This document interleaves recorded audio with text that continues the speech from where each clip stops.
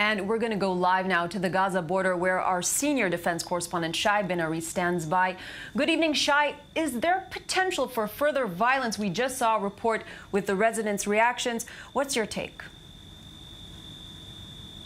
It's a good question, Michal. I think what Israel is trying to do now, following this very heavy response to that rocket being fired, is to set a new sort of equation.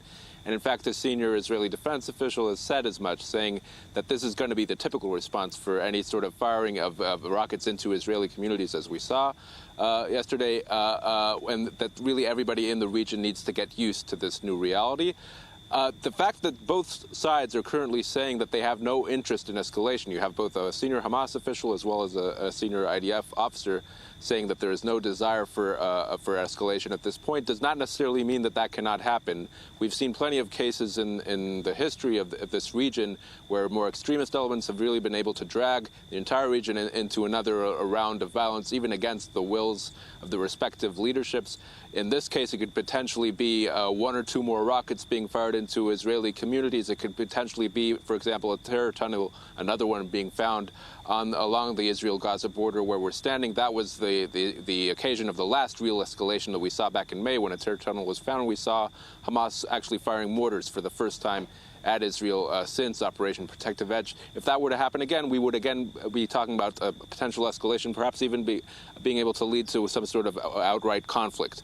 There are plenty of groups inside the Gaza Strip which seek to challenge Hamas openly and are assumed to be responsible for the latest firing of rockets. So plenty could go wrong here, despite the best intentions, let's call it, of both sides. And now, Shai, why do you think Iron Dome wasn't deployed yesterday? Right, Iron Dome was not in place to actually prevent the rocket from crashing into Sderot, the town of Sderot nearby.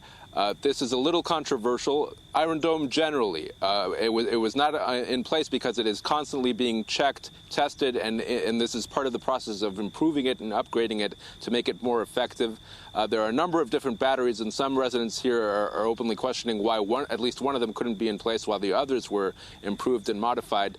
I don't know exactly the details of why the defense establishment decided not to leave any batteries in place, but certainly there is some anger over that. In any case, the Iron Dome was redeployed here in near Sderot and around other towns, also in the general Gaza border region, and for now they're in place.